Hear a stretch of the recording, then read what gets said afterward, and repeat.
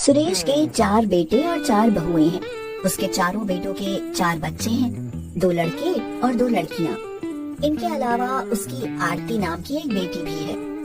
इन सब में सुरेश, उसकी पत्नी राधा और उसके 3 बड़े बेटे तो आज के मॉडर्न जमाने में भी पुराने जमाने की जिंदगी जीना पसंद करते हैं। मगर उसकी चारों बहुएं, सबसे छोटा बेटा पंकज, बेटी आरती और उसके चारों बेटों के बच्चे सभी नए जमाने में जीने की चाह रखते हैं। मगर सुरेश और राधा के होते उन सब की यह चाह अभी तक अधूरी ही है। बड़ी बहू मीना बोली, बाबूजी ने आदेश पास किया है कि आज खाने में मूली की भुजिया, बैंगन का भरता और नरम मुलायम चपातियाँ बनेंगी। सबसे छोटी बहू टीना ने कहा, हाय सास मेरी मर जानी, अरे सासू माँ का ऑर्डर भूल गई हो क्या? उसका ऑर्डर भूल कर आफत मोल लेनी है क्या? सास की पसंद का बथुए का रायता तो बनाना ही पड़ेगा। तो फिर बातों में क्यों लगी हो, खाना बनाने में जुट जाओ ना। हाय सास मेरी मर जानी, दीदी ये हुई ना बात। नए जमाने में पुराने जमाने का खाना है मजबूरी बनाना, और बनाना तो पड़ेगा ही ना। अब शायरी ही करती रहोगी या कुछ काम भी करोगी? टीना, ये मूलियाँ लो और इन्हें अच्छी तरह से धोकर काट दो। जरा पत्तों को थोड़ा बारीक काट देना। हाय सास मेरी मर जानी, अभी काट लेती हूँ दीदी। यह कहकर सुरेश की चारों बहुएं रसोई में खाना बनाने में जुट जाती हैं और कुछ देर बाद खाना बनकर तैयार हो जाता है। चारों बहुएं खाना परोसकर एक तरफ खड़ी हो जाती हैं। सब खाना खाने लगते हैं। तभी बड़ी बहू मीना कहती है, बाबूजी मूली की भुजिया कैसी बनी है और बथुए का रायता अच्छा बना है क्या माँ जी? अरे भाई, भुजिया और नरम मुलायम चपातियाँ तो बिल्कुल मेरी पसंद की बनी है बहू। और बथुए का रायता भी मेरी पसंद का बना है। राधा यह कह ही रही होती है कि तभी आरती और पंकज मुंह बनाते हुए कहते हैं, पर मेरी पसंद का तो कुछ नहीं बना है। ये क्या भाभी, नए जमाने का खाना बना देती हो, तभी नए जमाने का खाना भी बनाया करो ना। अरे क्या रखा है नए जमाने के खाने में? वैसे भी देसी खाना सेहत के लिए अच्छा होता है बेटी। इन्हें सेहत थोड़ी ना चाहिए, इन्हें तो जीभ का स्वाद चाहिए बस। अब चुपचाप खाना खा लो, कुछ अटर पटर की तो चोंच तोड़ दूंगी तेरी, समझी?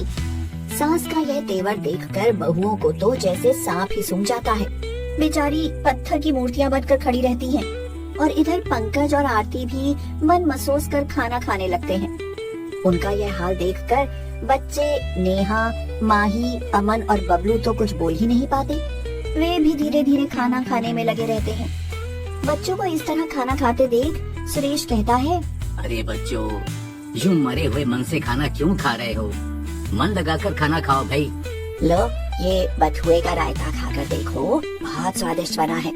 जब मैं तुम्हारी उम्र की थी तो 4-5 रोटियां और पूरा 1 कटोरा बथुए का रायता गटक जाती थी। अरे राधा, ये नए जमाने के बच्चे क्या समझें खाने की अहमियत। इन्हें तो पिज्जा, बर्गर और पास्ता वास्ता खाने की ही ललक रहती है। मगर कभी कभी तो ऐसा खाने की छूट दे दिया करो, दादी तो कभी ऐसा खाना बनाने ही नहीं देती। चुप कर नेहा, हमारे घर में ऊट पटांग खाना नहीं बनेगा। घर में जो बनता है उसे ही खाने की आदत डाल लो, समझी? राधा की ये बात सुनकर बच्चे भी खामोश हो जाते हैं। साथ ही चारों बहुएं भी अपने अपने काम पर लग जाती हैं। कुछ समय और एक दिन सुरेश और राधा अपनी चारों बहुओं को बुलाकर कहते हैं, बड़ी बहू, मैं और तेरी सास 2-4 दिनों के लिए बाहर जा रहे हैं। कहाँ जा रही हो बाबूजी? जा कहाँ रहे हैं, मटर गश्ती करने तो कहीं नहीं जा रहे, तीर्थ यात्रा पर जा रहे हैं।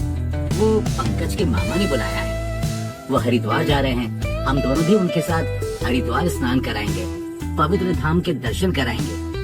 गंगा स्नान का बड़ा मन था, मेरा भाई ले जा रहा है तो यह मंशा भी पूरी हो जाएगी। हाँ, इसलिए बहू हमारे पीछे से घर का पूरा ख्याल रखना बेटी।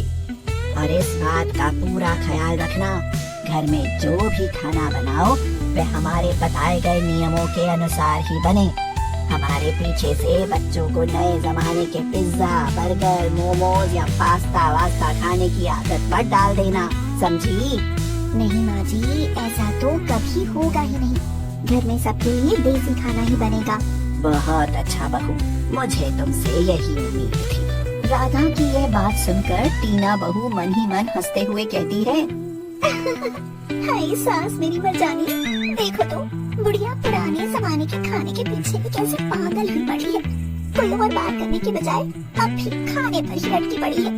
इसका बस चले तो ये हमें सदा गाय भैंस की तरह घास फूसी खिला कर रखे।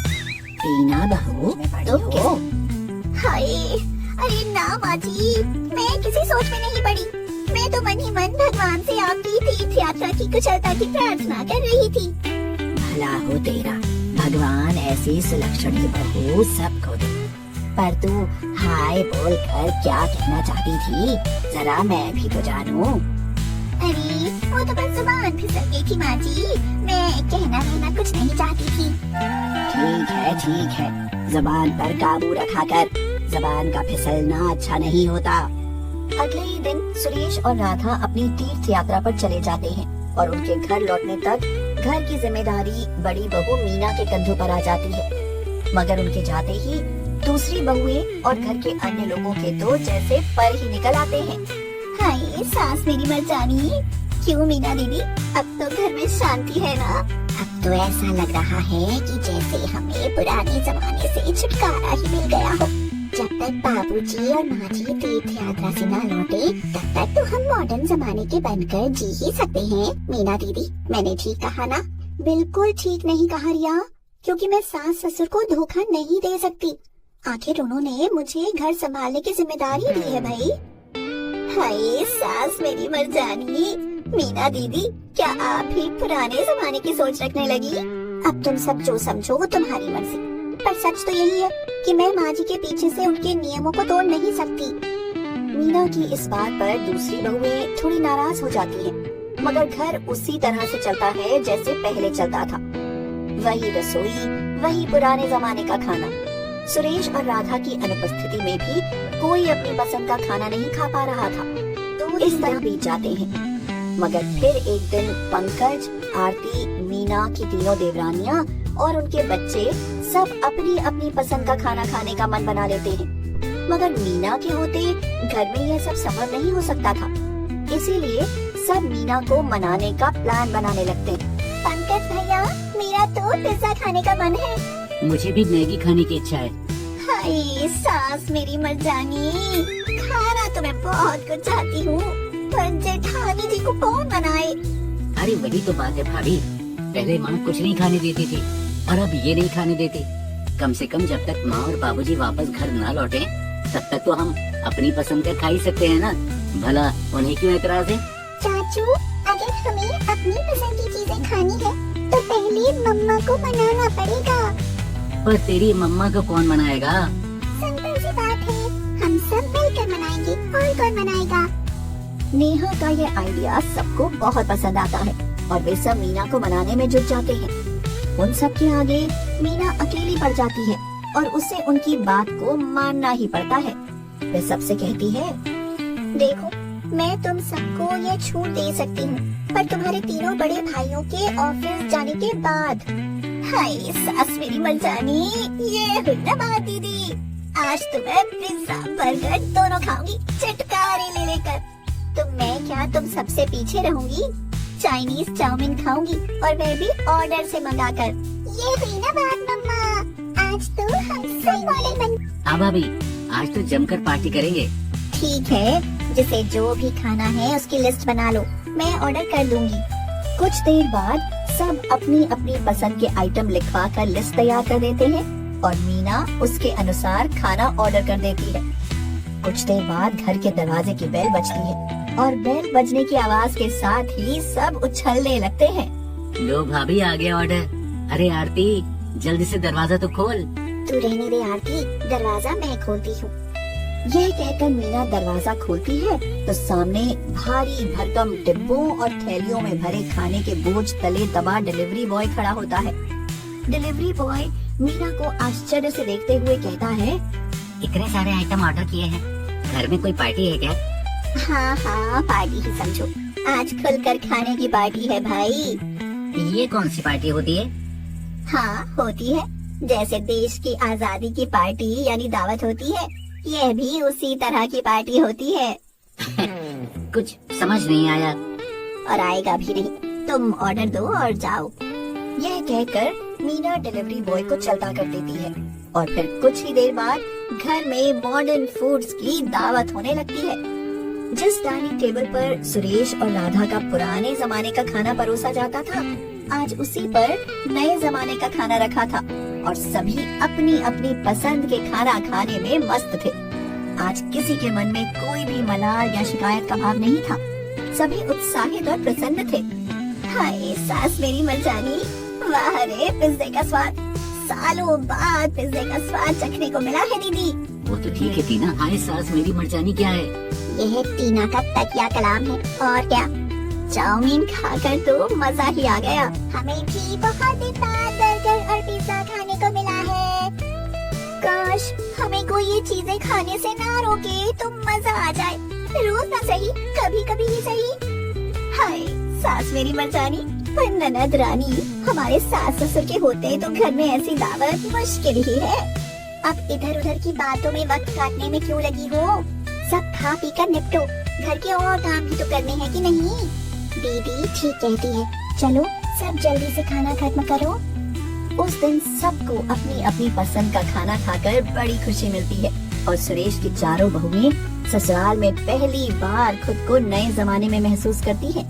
बेचारी करती भी क्या, पुराने जमाने का खाना खा खा कर ऊब जो गई थी। टीना तो सबसे ज्यादा खुश थी, इसीलिए वह अपनी तीनों जेठानियों से कहती है, हाय सास मेरी मर्जानी, दीदी मैं तो पुराने जमाने का खाना खाकर ऊब ही गई थी। आज थोड़ा मन खुश हुआ है। अभी कौन सा माजी और बाबूजी घर लौटे हैं? जब तक वो वापस न आए हम रोज नए जमाने का खाना खा ही सकते हैं। पर यह तो तभी हो सकता है ना जब मीना दीदी चाहे। मीना दीदी कौन सा तुमसे अलग है? वह भी तो ससुराल में पुराने जमाने का खाना खाकर ऊपी बैठी है। बाबूजी और माँ जी को तो कल आना ही नहीं है, वो तो परसों ही आएंगे, इसलिए कल का दिन तो हमारा ही है ना। बिल्कुल दीदी, हम कल भी पार्टी मनाएंगे। कम से कम एक दिन और तो ससुराल के पुराने जमाने के खाने से तो बच ही सकते हैं ना। तुमने बात छीन ली रहना, मैं भी तो यही कहने जा रही थी। इस तरह सुरेश की चारों बहुओं की मर्जी से घर में अगले दिन भी नए जमाने के खाने को ऑर्डर कर दिया जाता है। सब अपनी अपनी पसंद के फूड आइटम मंगवाते हैं और डिलीवरी बॉय ऑर्डर लेकर आ जाता है।